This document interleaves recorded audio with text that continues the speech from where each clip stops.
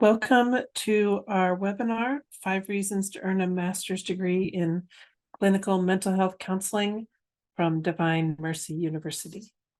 My name's Julie Cipriano. I'm your admissions advisor for the School of Counseling. Just as a matter of housekeeping, as people join, we're going to present a lot of information in this webinar presentation. You're bound to have questions at the end. As we go through the material, as a question occurs to you, feel free to pop it into the chat or into the Q&A on your Zoom toolbar, and I will tackle all those questions at the end of the presentation. Doing it that way allows people who have to jump off for work or family reasons to do so, and then those of us who have time and questions can hang around and tackle the questions, while others who don't have the time will still receive the full information. All right, well, thank you again for being here. I like to reward the punctual, so here we go. 5 reasons to earn a master's in clinical mental health counseling at Divine Mercy University. Again, my name's Julie. I'm your admissions counselor here at DMU. If you call with questions or you want to reach out to us, they're going to be sent to me in regards to the School of Counseling. And I'll share my contact information here at the end of the presentation. So we are Divine Mercy University. We're a school of graduate school of psychology and counseling. So all we do is train mental health professionals and people in the helping professions. So we are very focused and specialized in what we do, and we were founded in the late 90s as the Institute for Psychological Sciences. If you've been poking around our website, you've probably seen that name. That college still exists. It houses our psychology side. We also have an on-site, so we have another master's online, master's in psychology. That's a master's in general psychology for people who don't necessarily need clinical skills, but they do have a profession that needs insight into the person, the way the mind works, the way groups function, that kind of thing. So that's another online program that we offer. We also have an on-site doctoral program, a doctorate in clinical psychology, or PsyD. So we do have an actual campus here in Northern Virginia with, classrooms. We have a chapel, a library, a student center, most of the usual things that a college has. And we have doctoral students who are on campus almost year round, working towards their doctorate in clinical psychology. But what they found through offering those programs, that there was a need for counselors, and particularly for counselors of faith. So in 2015, they added the School of Counseling and the Master's in Clinical Mental Health Counseling that we're discussing today. So when a college has more than one, when a school has more than one college, that's the point at which they take a university name. So that's how we went from being plain old IPS to Divine Mercy University. We seek to provide our students an effective academic and educational environment with a Catholic Christian understanding of the person. Right. So our school is accredited. We are fully accredited by SACS, which is the Southern Association of the Board of Department of Education, I should say. So institutional accreditation is the baseline you should look for in any U.S. school you attend. If you're in an undergrad program that can't give you a simple yes to the institutional accreditation question, that's your sign to go very quickly in the opposite direction. So minimum bachelor's, recognized by the Department of Education, institutionally accredited by whatever your accrediting agency in your region is. So in the US, each area of the country has its own accrediting agency. Each one has a different name. Ours is called the Southern Association. It goes from where we are in Virginia all the way down around to Texas. So UT, Auburn, UVA, all those schools are accredited by SACS, just like we are. When you start talking about psychology and counseling, there are a couple of extra accreditations that can be earned. For psychology, it's APA, or American Psychological Association. You see that logo down here in the middle. We are an APA accredited school for our PsyD program. And in fact, we became only the second school in the whole history of the APA to receive the full 7-year accreditation grant on the first try. We are also KCREP accredited, and I'm not sure why that logo is not on here yet. Sorry about that. I'll ask them to add that as soon as possible. So KCREP is the accreditation that's, the big one for counseling. Our degree meets all requirements for licensing in all states in the country except Kansas, but that's just a little technicality that we're working through. Hopefully, Kansas will come on board here shortly. All right, so any questions about accreditation? I'd be happy to answer them. Just pop your questions into the chat or into the Q&A, and I'll tackle them at the end of the presentation. All right, so what makes DMU different? Well, it's what we call our Catholic Christian meta model of the person. This model is unique to our university. It was developed by our faculty, and it's the reason that most people choose our school. So if you take a look at any other programs out there, they are wildly secular. They're embracing the idea of the day or whatever you think that happens to be. Yeah, it's probably one of them.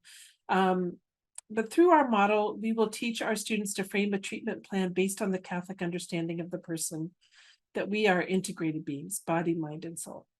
And so as a clinician, when you inevitably encounter somebody who doesn't believe in God, who doesn't want to talk about God, that's okay. We understand that the objective truth of who we are and how we were created does not hinge on one's belief or unbelief. So when you inevitably encounter somebody who doesn't share our faith, that's okay. You can help them reach flourishing even if they never want to talk about God.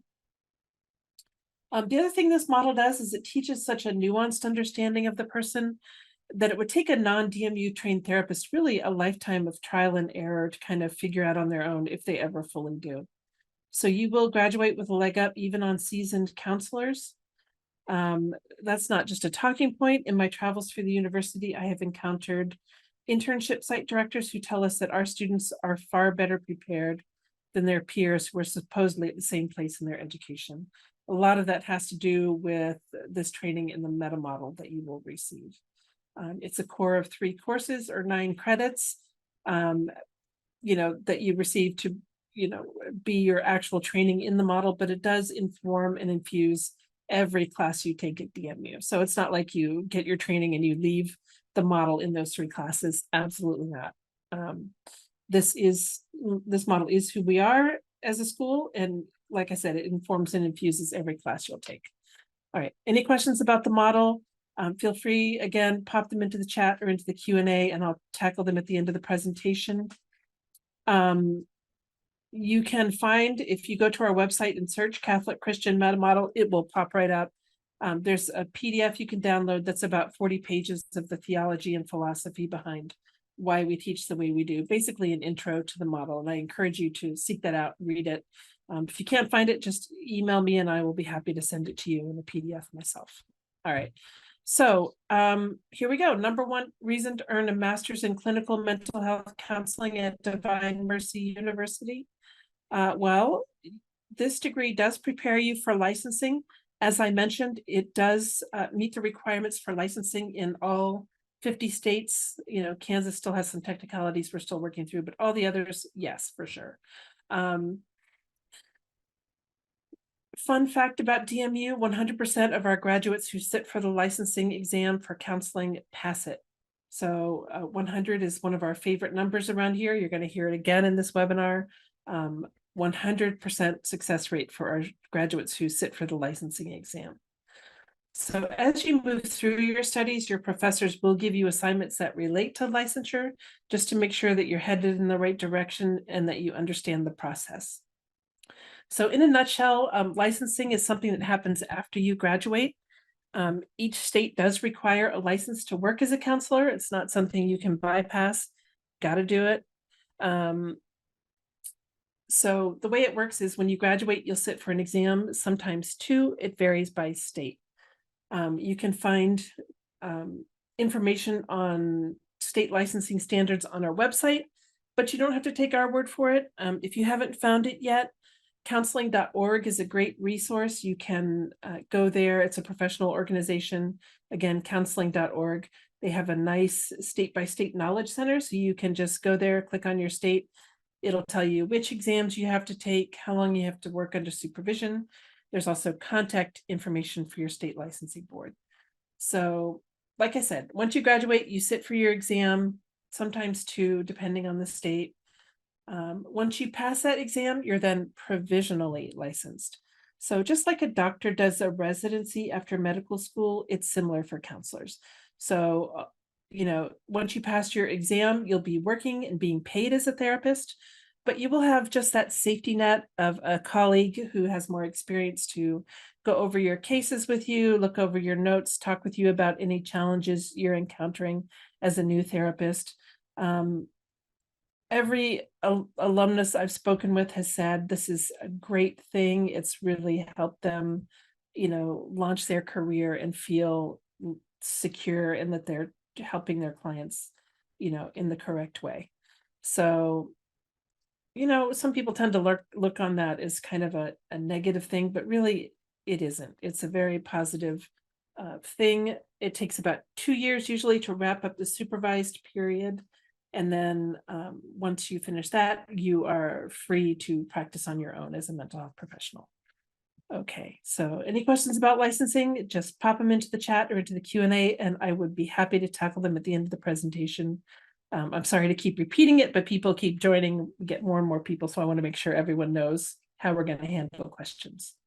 All right, so second reason to earn a master's in clinical mental health counseling. Well, practical experience through 3 residencies, our practicum, and our internship. So this program is an online hybrid.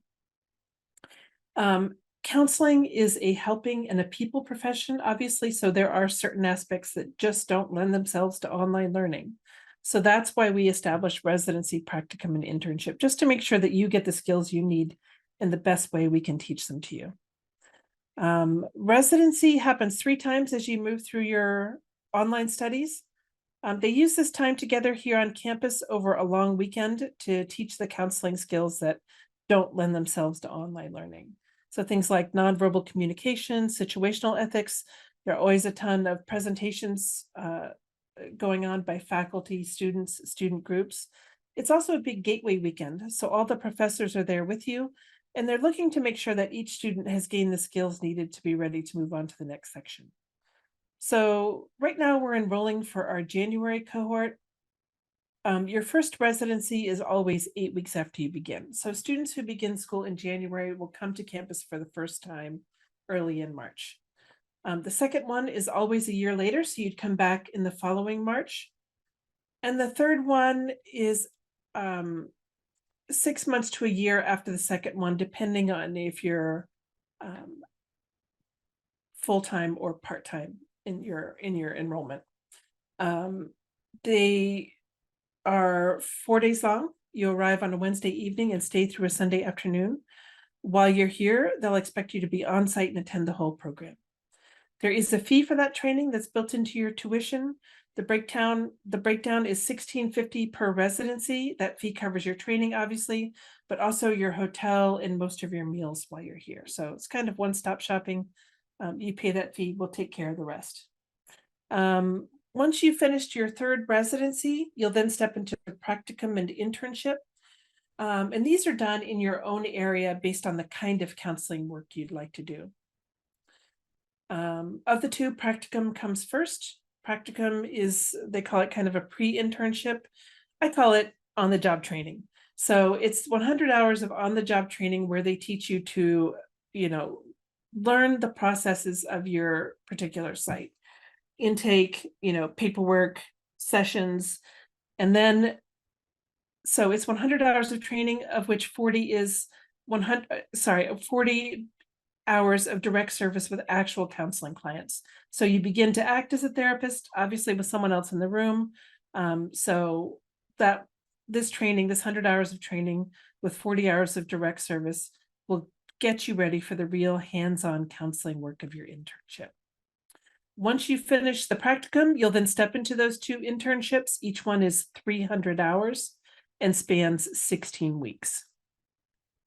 We do have a director of internship who will work with you to help you identify some places you'd like to work for your practicum and internship based on your interest, whether it's addictions, trauma, marriage and family, whatever it is you want to do, you can choose accordingly. Our internship placement is 100%. There's that favorite number again. You will get an internship and we will help you with it. So we don't get 100% placement by just casting students adrift. That's how some schools do it. That is not how we do it. So you will have people who are dedicated to your internship, who will work closely with you to help you find the best place for you and to secure that internship. All right. So third reason to earn a master's in clinical mental health counseling. Well, these guys are fantastic faculty. This is maybe 1/5 of the faculty we have here in the counseling program at DMU. To our left is Dr. Vivlechka. She's the program director for the School of Counseling, so she makes all the big decisions about transfer credit and waivers, and she just oversees the day-to-day running of the School of Counseling. And then beside her, we have Drs. Keys and Sharp. They are our internship site directors for East and West Coast, respectively. Dr. Keys handles everyone east of the Mississippi, and Dr. Sharp helps everyone west of the Mississippi. And then beside them, we have Drs. DiLiaco and Humes. Dr. DiLiaco is one of our international professors, so he works and resides in Philippines. And then Dr. Humes is somewhere, I think, up north in the central part of the country, someplace cold, I think. But anyway, all of these professors are fantastic. You can find a more detailed bio for these and all of our professors on the counseling pages of our website. There's also contact information. So I encourage you to look through the professors' bios. If you see someone who's kind of done a track of study that really interests you as far as a career path, I encourage you to reach out to them. They're always happy to hear from prospective students. Probably they'll ultimately send you back to me, but they will promptly get back to you, answer your questions, and respond to whatever it is you would like to say to them. All right, so fourth reason to earn a master's in clinical mental health counseling. Well, a job. Yeah, that's why most people want this degree. They want a career in the helping professions, and to support themselves or a family, or something that will take them into their retirement years if they've already had a career, just to switch things up and give back a little. So each of these bullets is something that you will do as a counselor, a mental health professional. I've had several alumni on this webinar, for an interview. If you go to our YouTube channel, you can find those, and hear from some graduates of the program. And they tell us that they have done all of these things, or most all of them, in their daily practice as a counselor. So, you will be well trained to handle whatever comes your way. As far as how much you're going to earn, well, I'm not really sure. You use your favorite search engine, search and see what the median salary is in your area.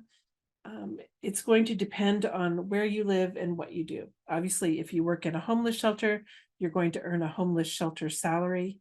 If you are in a reasonably metropolitan area, you hang out your shingle and go into private practice, well, you're going to jump up to 6 figures pretty quickly. So, like I said, depends where you are, what you choose to do, but it's also a very versatile degree. So most people who earn it do it because they want to become a mental health professional and help people reach flourishing through talk therapy. However, you don't have to do just that. There was a time at DMU when our dean of students was someone who had a master's in clinical mental health counseling. And in the county where I reside, the director of the social services, the one who's in charge of all the social workers in the county, is someone who has a master's in counseling. So it's a great degree, versatile. You can become a private practitioner. You can work at a hospital, a school, a jail, anything in between that hires counselors. You'll be qualified for that work. All right. So fifth reason to earn a master's in clinical mental health counseling. This program, like I mentioned, is an online hybrid. You can be just about anywhere in the world you want to be and still get your schoolwork done. The lectures are recorded. They are available 24/7 whenever it suits you to access the material. So again, as long as you have your computer and the internet, you can do this work. As you move through your classes, your professors will arrange for synchronous or real-time meetings to do things like discussion group, question and answer, review, that kind of thing. So you will work very closely with your professors. And just as importantly, you'll work very closely with your fellow students, obviously to build your counseling skills, but also to build the professional friendships and relationships that you'll need once you become a mental health professional. So obviously there are going to be times when it's just you and your computer and the work you have to get done, as it is with any other program, but don't feel like you're going to lose out if you're not sitting in a classroom. You will not. This program frees you from having to be in one place at one time with your rear in a chair listening to a professor. That's not what we do. But you will still have the opportunity, as I said, to really form those bonds with your classmates and with your professors, and you will be supported and fed in your education through in-person interaction. Well, I should say face-to-face interaction. Zoom isn't exactly in person, but it's pretty good if somebody lives in California and somebody else lives in Florida. All right, so let's see here. Our entrance requirements are pretty straightforward.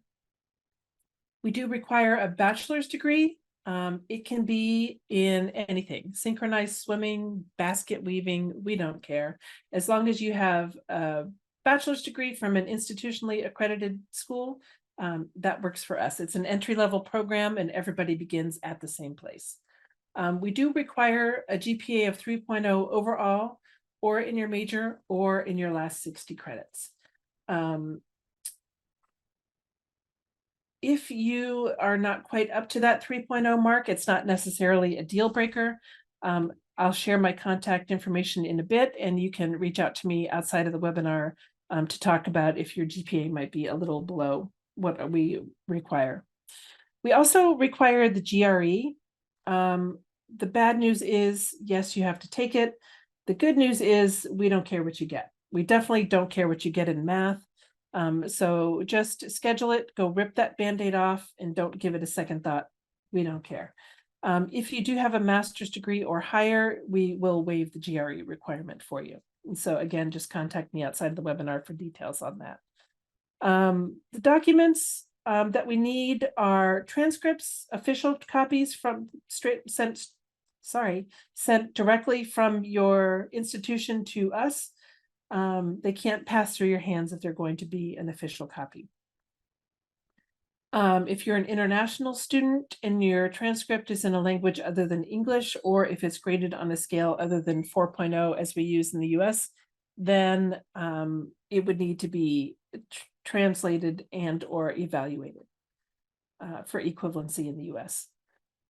Also, if you're an international student and English is not your native language, we do require the TOEFL, and you can see the score requirements there for that. Once we complete the gathering of your application information, you'll work with financial aid on your scholarships, and we'll set you up for your interviews and hopefully admission. All right, so here's where the rubber hits the road, my friends. It is $9.25 per credit. It's a 66 credit master's degree. So 925 times 66 is 61050. There's a technology fee of $50 per class for a total of $1,100. Lab fees are $375. And then the residency fee we talked about that cover your hotel and meals while you're here on campus for training, $1,650 per residency times 3 gives you $4,950.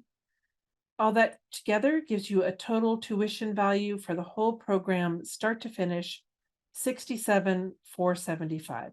So that's $67,475 for the whole program, start to finish. This grad school is affordable. We do have a number of ideas for ways to assist you with the financial side of it. We do participate fully with the federal financial aid program. So you can get student loans if that's something you need or want. Some employers will offer tuition reimbursement. So if you're working full-time, it's worth investigating to see if that might be a benefit for you through your employer. We are approved for the VA, the GI Bill. We're a yellow ribbon school. We also participate with AmeriCorps benefits. So if you have any of those, or if they can be assigned to you, we do accept all of those funding means. We have a very nice scholarship program available. You can find it easily on our website just by searching scholarships. They are designed very nicely so that everybody qualifies for something.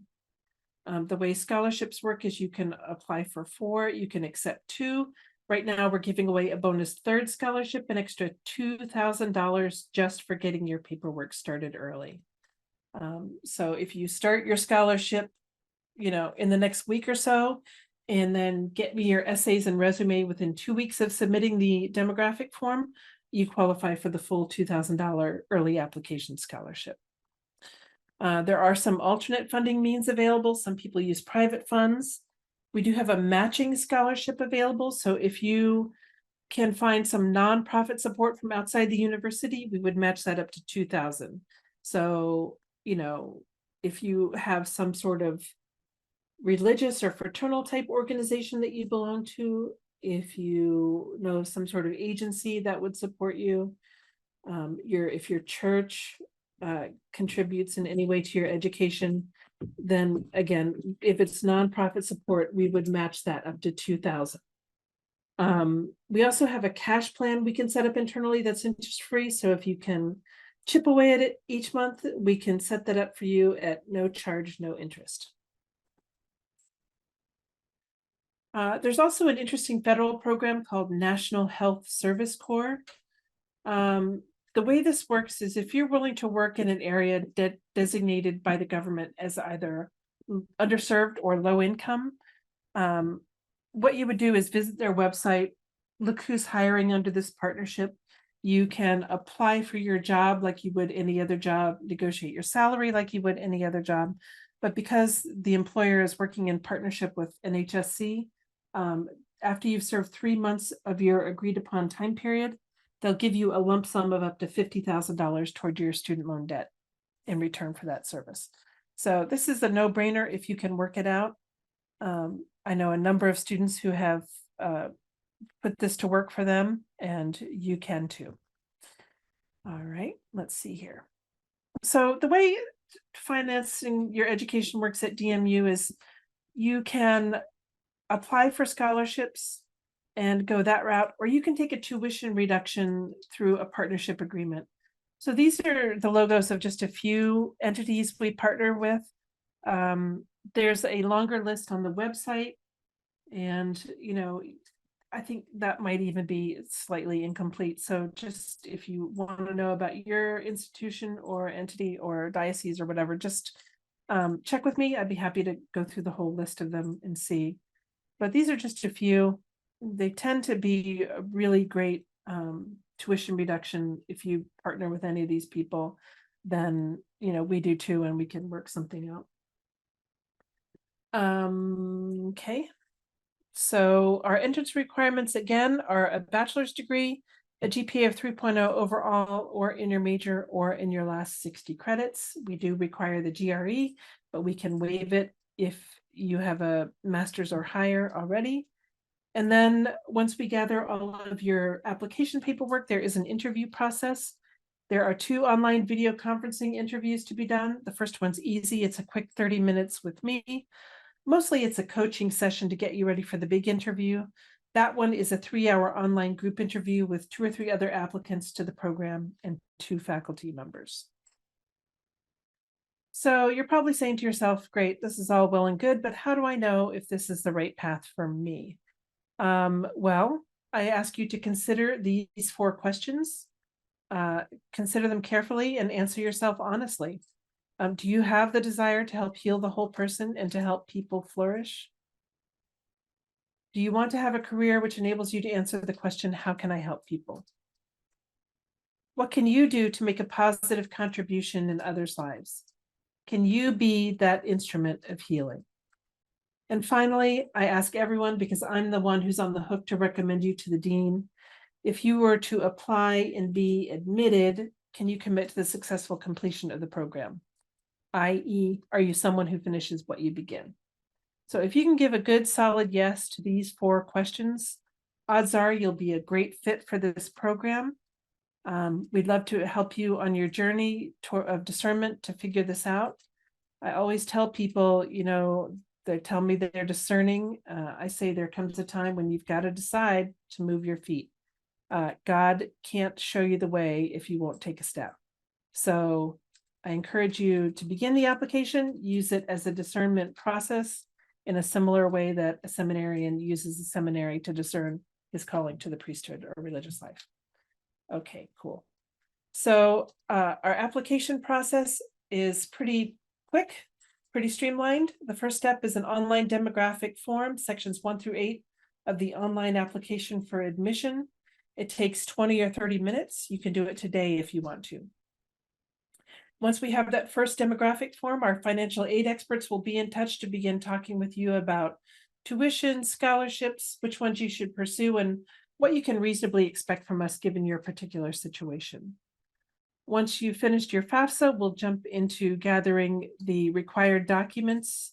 There are 2 brief essays, a 500-word personal statement and a 200-word professional statement. They'll ask you to upload a current version of your CV or resume. Official transcripts, as we discussed. We do require 1 recommendation from either past or current professor or faculty, and then, or if barring that, a past or current supervisor from work. We also require the GRE, as we discussed. Once we have all these documents and your financial aid work is done, we'll set you up for your interviews and hopefully admission. Right now, we're enrolling for our January cohort. Classes begin January 10th of 24. You're an excellent time to begin your application and hopefully be admitted for the January cohort. Thank you for attending our webinar today. Again, my name's Julie Cipriano. I'm your admissions counselor for the School of Counseling. That number there is my direct number. You can call or text me there anytime. You can email me as well. As a thank you for attending this webinar, we'd like to give you a $55 scholarship and application fee waiver. Just jot down that code CCMMP 1999, and that will waive your $55 application fee. If you have to jump off now, thank you again for your time and attention this afternoon. I hope to talk with you soon. If you have questions, pop them into the chat or into the Q&A, and I will tackle those now. All right. So somebody is saying that they have a BA in psychology from an international university. And are you able to transfer credits from another program? So yes, you are able to transfer up to 12 credits from an outside institution. The dean, Dr. V, and the registrar will make that determination based on an evaluation of your transcript. So once you're accepted, they will review all of that and award any transfer credit that they're able to. And then Tom wants to know how feasible is part-time work during this program. It's very feasible. This program is designed for people who have to continue working to support themselves and or their family. So you absolutely can work and do this program. Most of the full-time students only work part-time because this is a big commitment. It's a 36 to 40 hour a week commitment if you enroll full-time. Part-time commitment is 18 to 20 hours a week. So people who have to work full-time tend to do the part-time option, and that is prudent. Okay, let's see here. All right. So someone wants to know, Dorothy wants to know, can the title counselor and therapist be used interchangeably? I think so. You know, there's a whole lot of, different, not much differentiation between the terms counselor, psychologist, counseling psychologist, therapist. These are all terms that mean generally the same thing. And then, excuse me, Stephanie wants to know if the practicum have to be in Virginia. So no, these are your practicum and internship are done in your own area based on the kind of counseling work you'd like to do. So if you're in Ohio, you know, you're going to identify 2 or 3 places in your town that you'd like to work based on your interest. And our internship site directors will help you to secure those. So you can do that wherever you are. The only thing that is done on campus is those 3 weekend residencies as you move through your studies.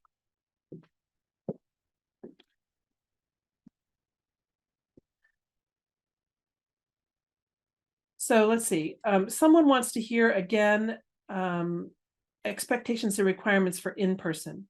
So there is a weekly meeting in person that's done through Zoom.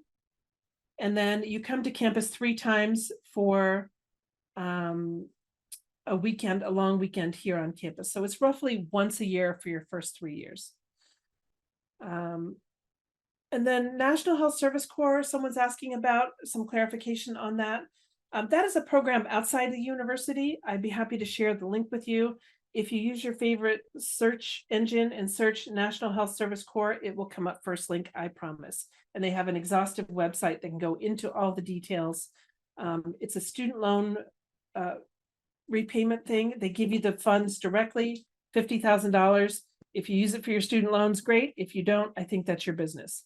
But again, go to search National Health Service Corps and it will come up first link.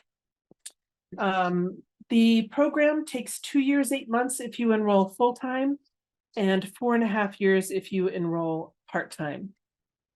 And then if someone's asking if they are interested in attending the fall, when should they apply? So right now we're enrolling for January. So if you want to start school in January, if you're free, if nothing's holding you up, apply right now for January. That it will fill up fast. There's also significant onboarding work you have to do that you do not want to be doing during Christmas, I promise you.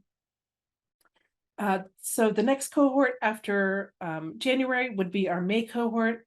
If you're interested in attending for the summer, starting in the summer, May 24th, 5th, somewhere around there, then I would encourage you to begin your application in January. Don't miss that start. So you want to be early. All the people who are waitlisted for January will be shifted to May, so it will fill up quickly. So if you're looking for May cohort, start your application in January. If you're looking for our August cohort next fall, then I would say April, May is a great time to start your application. All right. And then Dorothy wants to know if a full-time employee can enroll full-time. You can enroll full-time, but you won't have much of a life. So full-time commitment here in the School of Counseling at DMU is 36 to 40 hours a week. If you have a family, if you have friends, they might want to see your face. I don't recommend full-time workers enroll in the program full-time. Everybody, one thing good that's good to know, everybody in their first 8-week term takes only 1 class. So even if you are a full-time student, you start off with just that 1 class, Counseling 510. You have to pass that to be able to move on to your other courses. So once you've successfully completed 510, then you would step into your full-time course load of 2 courses per 8-week term. So that's a good kind of test case. If you started off full-time and found, whoa, you know, I really am not going to be able to work full-time and do this, you'll know at the end of your first 8 weeks if you have to slow it down. All right, thank you again for being here. I really appreciate your time and your attention. You see my contact information. Call or text me anytime. I'd be happy to talk to you. Have a great week, everyone. Thanks so much. Bye now.